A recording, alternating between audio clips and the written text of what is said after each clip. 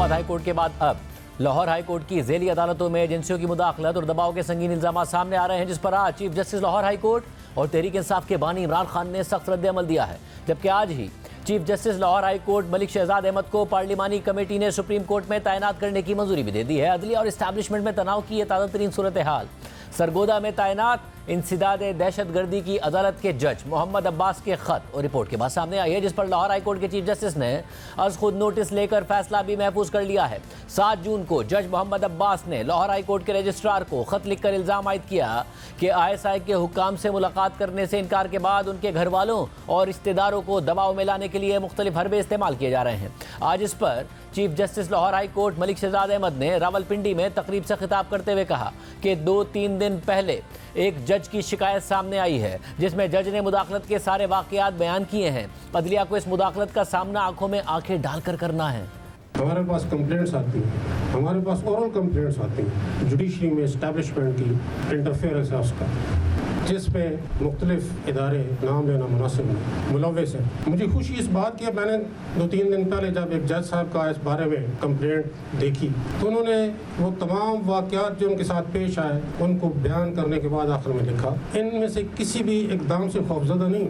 मैं ये सिर्फ आपके नॉलेज में लाना चाहता हूँ कि ये कुछ हो रहा है हमारे साथ। उन्होंने कहा कि मैं तमाम इकदाम के बावजूद चाहे मुझे किसी भी किस्म की कुर्बानी देनी पड़े तो मैं उसके लिए तैयार हूँ, लेकिन मैं किसी के साथ नाइंसाफ़ी नहीं करूँगा।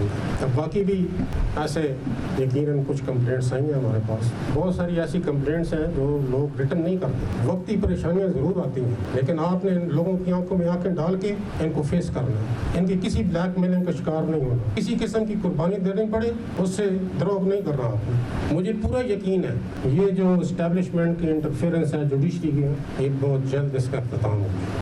सिर्फ यही नहीं, कल खुद नोटिस केस की समाअत के बाद जारी किए गए तहरीरी हुक्मनामे में chief justice Lahore high court ने इस खत का मतन भी शाया किया था, जिसे BBC ने रिपोर्ट किया है। तहरीरी हुक्मनामे में लिखा है कि 7 जून को सरगोदा की इंसिदादी दहशतगर्दी की एक अदालत के जज मोहम्मद अब्बास की तरफ से लाहौर हाई कोर्ट के रजिस्ट्रार को एक खुसूसी रिपोर्ट मौसूल हुई। उस रिपोर्ट में जज मोहम्मद अब्बास ने बताया कि उन्होंने रवा बरस 25 मई को अपने ओहदे का चार्ज लिया तो उन्हें यह पैगाम मिला कि उनसे एजेंसी के कोई साहब उनके चैम्बर में मुलाकात करना चाहते हैं, मगर जज के मुताबिक उन्होंने उनसे मिलने से इनकार कर दिया। इसके बाद जज के ख़ानदान वालों ने उन्हें बताया कि कुछ नामालूम लोगों ने भावलपुर में वाक़े उनके पुराने घर के गैस मीटर को नुकसान पहुंचाया है। ये घर जज को उस वक्त अलॉट हुआ था जब वो वहाँ पर एंटी करप्शन की अदालत के जज के तौर पर तैनात थे और अभी भी उनके घर वाले इसी घर में रिहाइश पजीर हैं। सिर्फ यही नहीं, जज के मुताबिक उनके ख़ानदान वालों को गुज़िश्ता माह का बिजली का बिल भी बहुत ज़्यादा भेजा गया, जो बज़ाहिर जाली था और इस इम्कान को भी रद्द नहीं किया जा सकता कि ये बिल वापडा और मज़कूरा एजेंसीज़ के एहलकारों की मिली भगत से जारी किया गया था। जज के खत के मुताबिक उनके ख़ानदान वालों से उनसे मुताल्लिक ज़ाती मालूमात पूछ कर उन्हें हिरासा किया गया। तहरीरी हुक्मनामे के मुताबिक जज ने अपनी रिपोर्ट में 6 जून की रात 2:15 पर सरगोदा में इंसिदाद दहशतगर्दी की अदालत के गेट पर गाड़ियों पर आए हुए नामालूम अफराद की तरफ से बिजली के ट्रांसफार्मर पर फायरिंग का भी जिक्र किया। जज उस वक्त इसी अदालत के अंदर मौजूद थे और इस वाक़े की FIR भी दर्ज कराई गई। जज मोहम्मद अब्बास की रिपोर्ट के मुताबिक ये 2 गाड़ियां DPO के दफ्तर की तरफ से आई थी। जज की तरफ से भेजी जाने वाली रिपोर्ट के साथ खराब ट्रांसफार्मर की तस्वीर भी मुंसलिक की गई हैं। Chief justice Lahore high court के तहरीरी हुक्मनामे के मुताबिक 10 जून को जज मोहम्मद अब्बास की तरफ से एक और रिपोर्ट लाहौर हाई कोर्ट के रजिस्ट्रार को मौसूल हुई, जिसके मुताबिक 10 जून को उनकी अदालत के सामने जमानत बादस गिरफ्तारी की 19 अपीलें समाअत के लिए मुकर्रर थी, जबकि 9 मुकदमात के ट्रायल अभी ज़ेर इल्तवा थे, मगर थ्रेट अलर्ट के नाम पर अदालत ही बंद करवा दी गई। वाज़ेह है कि 10 मई को तहरीक इंसाफ के सेक्रेटरी जनरल उमर अयूब सरगोदा में जज मोहम्मद अब्बास की अदालत के बाहर अपनी जमानत से मुताल्लिक पेशी के लिए पूरा दिन इंतजार करते रहे, मगर पुलिस ने उन्हें अंदर जाने नहीं दिया और जब शाम को वो वापस चले गए तो अदालत ने उनकी जमानत खारिज कर दी, जिस पर उमर अयूब ने इल्ज़ाम लगाया कि जज को एजेंसीज़ ने यरगमाल बनाया है। उमर अयूब ने आज भी ये मौक़िफ़ दोहराया। सुबह 7:55 पे मैं सरगोदा की इंसदाद दहशतगर्दी की अदालत के सामने वहां पे पहुंचा तो वहां पे पुलिस की भारी नफरी खड़ी थी, बमा SP, और उन्होंने कहा जी सिक्योरिटी ऑपरेशन, सिक्योरिटी सर्च किया जा रहा है अदालत के अंदर। हम लोग उधर खड़े हो गए, वो हमें अंदर जाने नहीं दे रहे थे। बार हम लोग उनको कहते रहे कि हमारी हाजिरी है अदालत के अंदर, उन्होंने हमें आगे नहीं जाने दिया। हमें मालूम हुआ पंजाब पुलिस ने खुद हमें बताया, वहां के लोगों ने बताया, डिफरेंट सोर्सेज ने, कि इंटेलिजेंस एजेंसीज के लोगों ने जज साहब को वहां पे यरगमाल बनाया हुआ है आपके इंसदाद दहशतगर्दी की अदालत में। हम लोग वहां पे खड़े थे अदालत के गेट के सामने, अदम पैरवी की वजह से हमारी बेल्स कैंसिल की गई हैं। गेट के अंदर हमें नहीं जाने दिया और हमारी बेल्स कैंसिल होती हैं। आज हमारे साथ हो रहा है, कल बाकी अराकीन के साथ यही चीज होगी। जनाब स्पीकर, बदकिस्मती के साथ ये पहिया घूमने में टाइम नहीं लगता। एंटी टेररिस्ट कोड सरगोदा के जज साहब ने लाहौर हाई कोर्ट के जज साहब को, चीफ जस्टिस को खत लिखा और उन्होंने ये लिखा कि मुझ पे यानी कि उन जज साहब के ऊपर इंटेलिजेंस एजेंसी, और उन्होंने नाम लेके कहा ISI, उनके एजेंट्स ने उनको सदुकोब किया, उनको वहां पे बिठाई रखा और बल्कि उन्होंने ये लिखा कि उन्होंने अप्रोच किया शुरू के दिनों में 3:30 बजे, 3:45 बजे तक हम लोग बाहर गेट के, अदालत का गेट खटखटाते रहे, फोर्स किया अपना रास्ता आगे जाके अदालत के गेट तक। हमारी बेल्स रिजेक्ट हुई क्योंकि वो जज साहब ने जो अपना फैसला लिखना था उससे उनको रोका जा रहा था। सिर्फ यही नहीं, 10 मई को तहरीक इंसाफ के कुछ अहम रहनुमाओं को जज मोहम्मद अब्बास ने 9 मई के केस से बरी कर दिया था। इसके अलावा कल असखुद नोटिस केस की समाअत के दौरान chief justice Lahore high court ने IG पंजाब की सख्त सरजनिश की।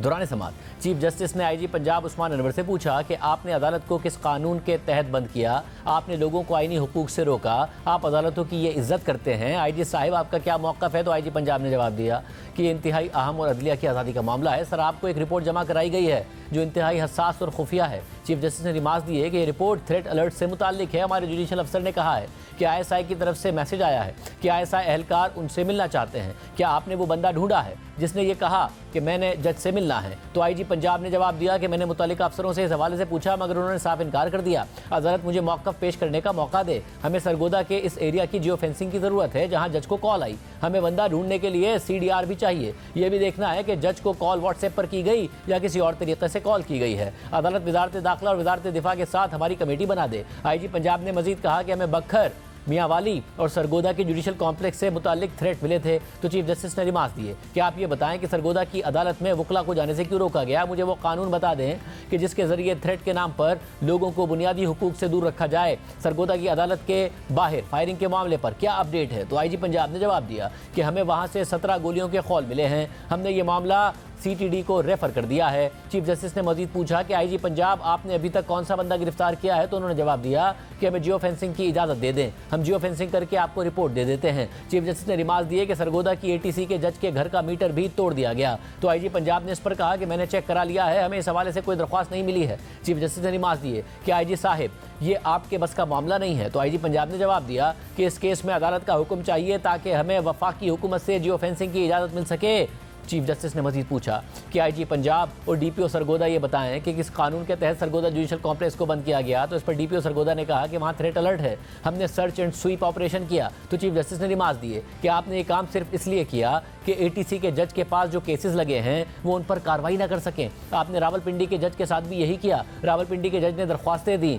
कि आप लोग उनके साथ ये सलूक कर रहे हैं। इस दौरान IG पंजाब के बार बार बोलने पर चीफ जस्टिस ने उनकी सरजनिश की और कहा कि आप खामोश रहें। चीफ जस्टिस ने IG पंजाब से मजीद कहा कि क्यों ना सरगोदा जुडिशल कॉम्प्लेक्स बंद करने पर पुलिस के खिलाफ तौहीन अदालत की कार्रवाई शुरू की जाए। इस दौरान DPO सरगोदा ने कहा कि वहां हुजूम था, सिक्योरिटी थ्रेट था, इसलिए बंद किया गया। चीफ जस्टिस ने रिमार्क दिए कि थ्रेट अलर्ट तो पूरे पाकिस्तान में है, फिर सब कुछ बंद कर दें। चीफ जस्टिस ने मजीद कहा कि जज साहिब ने अपने ख़त में लिखा है कि उनकी हिफाजत अल्लाह ने करनी है। जज साहिब अपने काम से नहीं रुके, उन्होंने कहा है कि वो थ्रेट से नहीं डरते। चीफ जस्टिस ने रिमार्क दिए कि आपका हिसाब तो उन्होंने लेना है जिन्हें आप खुश कर रहे हैं। IG पंजाब साहिब अदालतों का मजाक ना बनाएं। कोर कमांडर के घर पर हमला हुआ, उस पर अदालतों ने फैसले करने हैं। सूबे की सबसे बड़ी अदालत पर वकला का हमला हो तो आपने किसी को मुकदमे में नामजद नहीं किया। चीफ जस्टिस ने यह भी कहा कि जो जज पसंद नहीं आता उनके खिलाफ सोशल मीडिया पर मुहिम शुरू हो जाती है, दरख्वास्त आ जाती है, प्रोग्राम होना शुरू हो जाते हैं। इसके बाद अदालत ने उसको नोटिस पर फैसला महफूज कर लिया। इसके अलावा आज अडियाला जेल में सहाफ़ियों से गुफ्तगू करते हुए इमरान खान ने इस खत पर बात करते हुए कहा कि सरगोदा के जज ने लाहौर हाई कोर्ट को बताया कि कैसे खुफिया इदारे ने इस पर दबाव डाला। इस जज के घर की गैस काट दी गई। जो जज हमें इंसाफ देने लगता है उसे प्रेशराइज किया जाता है, जो सहाफ़ी PTI के हक में बोलता है उसे पकड़ लिया जाता है। रऊफ हसन पर हमला करके उसका मुंह काट दिया गया, अली जमान पर तशद्दुद किया गया। इस सब में खुफिया इदारा शामिल है। चीफ जस्टिस को पैगाम है कि वो मुल्क में कानून की हुक्मरानी करवाएं। चीफ जस्टिस के सामने कानून की हुक्मरानी में मुदाखलत हो रही है। हमारा पार्टी दफ्तर तोड़ दिया गया। कौम सरगोदा के एक इस्लामाबाद हाई कोर्ट के 6 और सुप्रीम कोर्ट के 3 जजेस को सलाम पेश करती है।